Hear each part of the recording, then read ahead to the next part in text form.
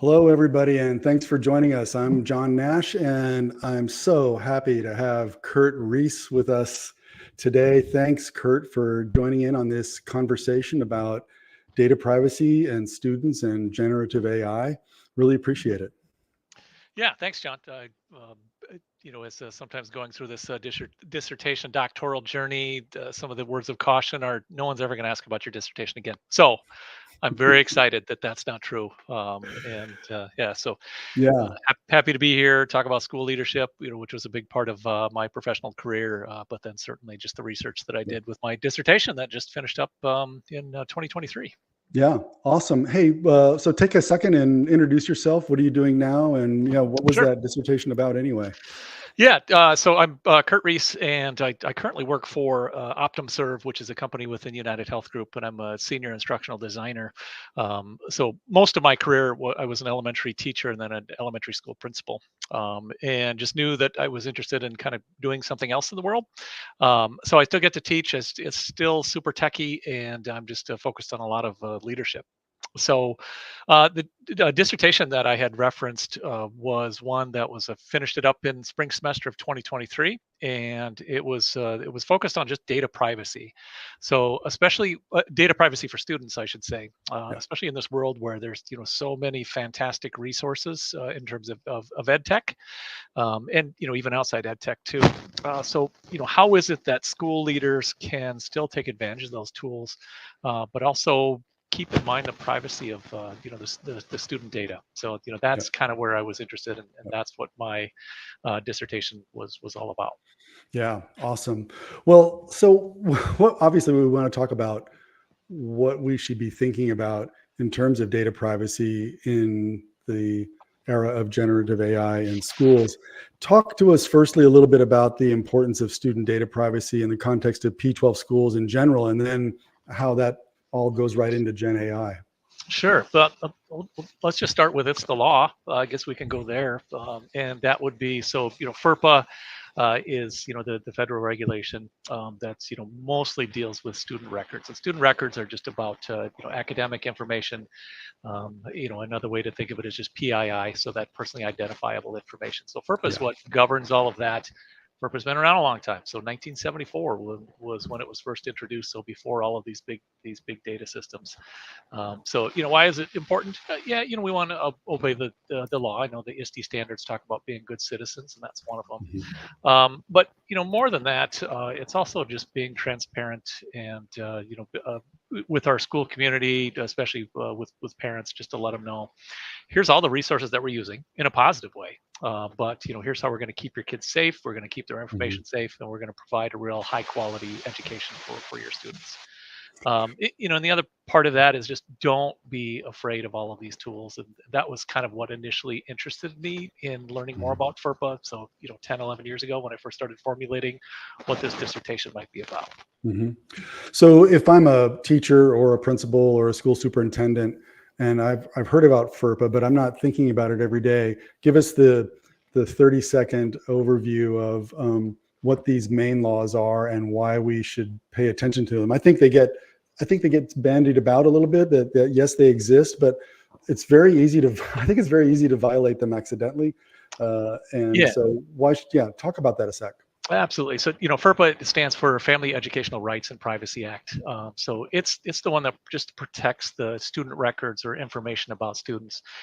Not only that, but it also speaks to the rights of parents, but then also Mhm. students who are of age, so that they have control over what information is not just collected but also what's shared about them, and it gives them a chance to say, yeah, that information can be shared. I'm heading off to college and I would like my record sent in Mhm. shared with the university, or military, or just wherever it is that they happen to be going. So it's a protection of rights, and it outlines just a process. And then also, like, if there happen to be some inaccuracies with the student records too. So that's kind of the big picture, is just who's in control of information, just like we want with our own information too, but it's Mhm. specific to the education setting. uh, the other one that would fit along with this is CAPA, and that's the Children's Online Privacy Protection Act. That one, the responsibility lies with the vendors and the companies that might be using Mhm. information of students. So For schools, it's just making sure that any vendor or any contract that you signed, that these organizations or companies are COPPA compliant. Mhm. So those would be the two, just to have a general sense. Something that's very Googleable, but you just be careful about where information goes, but don't let it stop you necessarily from really taking advantage of some of the educational resources that are out there. Right. So are we suggesting that if we're compliant with FERPA and CAPA, we're pretty much in the clear in terms of how students or teachers might be using student information inside a generative AI tool, and how students might be using it? Might be legally compliant, but also think about what are the expectations within your organization. So I'll get a little bit nerdy, and I'll talk about the conceptual framework that I used in my dissertation, which was just the whole concept of contextual integrity, which comes from Helen Nissenbaum. Mhm. And to boil it down, it just means, okay, there are formal regulations, but there's also more social norms that go along with it too. Yeah. So what is the expectation within your school, within your district? How much do we keep parents informed? Because like with anything, we could be compliant with what the laws are, but that might not fit with just some of the expectations for what information is or isn't shared with what the expectation of parents are. So just a quick example of that was, 3 or 4 years ago, there was some backlash kind of within school communities about um, sharing information with the military for the purpose of recruiting. And, Mhm. a lot of parents and community members got upset on both sides of that issue. So that would be an example of that contextual integrity. What are people expecting that is or isn't shared? So it was legally compliant, but, there still was some concern about it. So it sounds like it's more like every school ought to be having a conversation about this, because while you may be legally compliant, this idea of contextual integrity is a very different matter, and how everybody agrees upon how they're going to behave inside the school with regard to using the tools. If students are of age and can clear the acceptable use policy to use the tools, even things like that. hmm Yeah, and that's also a concept that's you'll find within just the big picture concept of data governance. So, Mhm. and that would just be understanding, okay, who, which vendors are we working with, who has access to it, but then another piece with data governance is who are the decision makers. So when it comes to using all this information, especially the student data piece, and the recommendations. If you do any reading whatsoever about data governance, it says be transparent. Just let your Yeah. your school community, especially your parents, know. Here are the tools that we use, and here's all the benefits that go along with it. So it isn't just let's be afraid of all these things. Here are the benefits, and then Mhm. here's what we're doing to make sure that good educational use of it, but then also just the safety and data security that goes along, Yeah. with information about our kids and students. So you've got this little interesting thought experiment. Maybe we could show everybody hmm this scenario you've got, and then because I think that would then really leave people wondering, like, well, then what can I do? And you've actually got some good resources for folks to follow up on after this, to get a grounding on AI product reviews, some data protection ideas, things like that. Can we do the thought experiment? Yeah, absolutely. So I can Let's talk through that yeah. when we're ready to go. Yeah, sure. So this is really interesting. Yeah. Yep. So it was, I was thinking of, what is something that's very doable within generative AI, and I'm thinking of ChatGPT. So that's the Sure. particular product, in mind with this one. So it's here in Wisconsin where I live, but then also probably across the country. It's semester time, and I've got a kid who's still in high school, and I know that her teachers are wrapping up the semester and they've got a lot of work to do. And some of that is filling out those narrative comments that have to go on the report card. So to me, I think that would be a great use of Chat GPT. So, what one might do is you've got a spreadsheet of information, that has the Mhm. the student name and a bunch of other information. It could be grades, it could be attendance. That type of information is easily uploadable into Chat GPT. Give it a good prompt about please write a 3-sentence narrative for each of Right. these students so that I can paste it into the report card. So, but Huge time saver. Huge time saver. yeah, it is. So I mean, there's lots of good instructional things, that are possible because of generative AI. I Mhm. think about a lot of the nuts and bolts, the logistics of what you can do, especially as a teacher, just to save time to enable you to focus more on students to give them the attention they need. So, yeah, so that's the scenario. So, why is this a good use of ChatGPT? Because of it doesn't take a lot of deep thinking to do this. It just takes a lot of time, all of the typing and the formatting and everything. So to me, that this is one of those where it's like perfect. Letters of recommendation would be another one. Just summarizing. So my wife, who's a professor, she and I talk about all of these things that Mhm. kind of make sense to do within ChatGPT, because it saves you time and it enables you to focus that brain power for more interesting, innovative ideas. So, but, the other question to keep in mind is like, all right, what should a teacher know about what to do or what not to do? Who are they going to keep informed in this particular situation? So, I'll let you be my class, John. So, what are some of the things that would jump out about you about what I wouldn't do? Yeah, In that's this. a great. I love this part. This is my favorite part, because I think, well, there's sort of there's the practical notions, and then maybe there's some nerdy notions. But I think because the practical notions are, did I put the students' names in that data set when I put that spreadsheet in there, and were there student ID numbers in there too? So did I anonymize the data?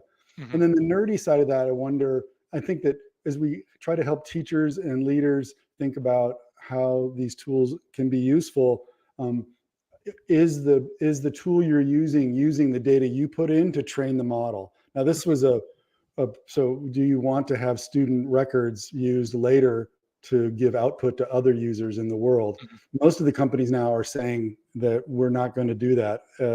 For a while there, you could even opt out of it. I know at our university, we have a walled garden, and Microsoft has said that only what we put in is going to stay in, and it won't be used anywhere else. Yeah, and But that's. those are my two things that I think come up. There's like, yeah, how are you keeping student identities private when you use the tool?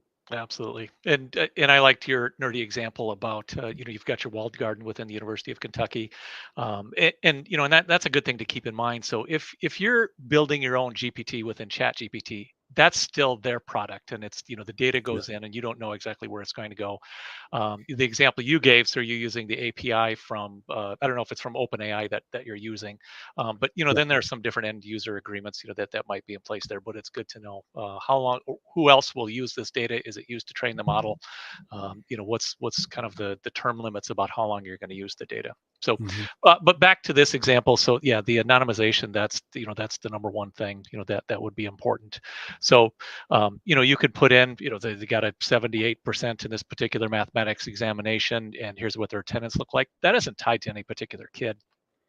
Using the tool again, ChatGPT, what you could do is this concept called hashing, where if you have a spreadsheet that's got student names or student IDs, we're going to cut those out. We aren't going to load those in, but you can actually ask ChatGPT just to give you like a random number generator, and Right. it will actually spit out some Python code for you if that's where you like to do all of your data stuff. Yeah, Um, or then a you can less take that and nerdy. then.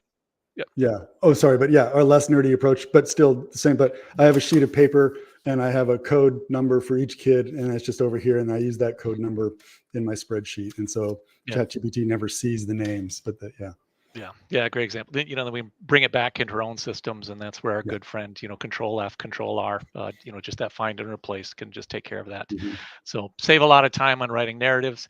And in this particular case, some parents may really value those comments on a progress report. Not so much though. So I had mentioned letters of rec before, maybe for scholarship applications. That's one of those where as a teacher would just think about, okay, is this the ethical thing to do? Mhm. What are the expectations about, how much thought and effort and heart I put Mhm. into it, and what could I use one of these tools for? What's your advice for teachers that they talk to students about being thoughtful about revealing about themselves? Yeah, I love that question because it's something as doing the research for my dissertation, the suggestion that I saw, I'll give credit to ISTE, and then there's some other organizations like the Center for Democracy and Technology. They talk about teaching these skills like data privacy, just like you would any other right for a kid. So it isn't just something that we protect. So as our children are growing up, sometimes we have this stranger danger talk. Something similar along those lines. Yeah. These are your rights. This is your information. So be aware of where your data is going and who's in charge of it, because it's yours. Yeah, nice. So we've got a few resources that you wanted to share with folks. You were recommending the Common Sense Media's AI Yep. product reviews. Yeah, that one is really interesting, in a positive kind of interesting, just because Common Sense Media, they just have such credibility when it comes to all of these. And if you go to this URL and take a look, but then also I like to know that all of these companies that they're working with the development of some of these ethical standards in terms of how these generative AI tools might be used with children specifically. So you can go there and one of I think there's 8 different categories for how they rate these, and privacy is one of them. Nice. You were also talking about this one from teachai.org and Yep. some. Yeah, that's another helpful one. So what I like there is they have some starters, just in terms of like privacy policy, but then also some suggestions about what you might share with parents if you're using generative AI. Yeah, nice. And then we would be remiss if we didn't mention that. We'll put it in the show notes. You just created, even as in the run up to our little episode today, a GPT that is trained on the FERPA regs, the White House Blueprint AI Bill of Rights, and some other training material. So what can people do with this? Yep. So actually, I set it up because as you put the instructions in, I said you are a chat that could be used by a school leader who is learning about how to use generative AI, but also understanding privacy. So it's a helpful chat bot that can help school leaders or anyone who's interested in the topic. And like I said, it's trained on the data. So put in the actual laws from FERPA, but then also the US DOE has a great report that just came out last fall about generative AI, future of education, teaching, and learning. Nice. Fantastic. Well, we made a promise to folks to have insightful, helpful stuff in about 15 minutes. We did 17 minutes, 29 seconds. So let me just say that if folks were interested in any of these insights and you thought this was valuable, you can check out a full course that I'm offering that gives you the deeper actionable strategies like these, and you get to practice them. It's called the School Superintendent Bootcamp. And if you want to check it out, you can scan this code or go over to bit.ly/school leader bootcamp and check out if there's an upcoming cohort. And if it's interesting to you, you could sign up for that. But more importantly, thank you, Curt, for being with us today. I really appreciate it. It was a lot of fun, and we got a lot of interesting ideas. Thanks for having me, Dr. Nash. Yeah, you bet. And somehow here, I'm going to take us out with a little bit of music and how about some daydreaming? There we go. All right. Thanks, everybody. This will be available on YouTube. We'll put all the links and some more we didn't get to in the show notes. And so, yeah, good. See you next time. Thanks, Curt.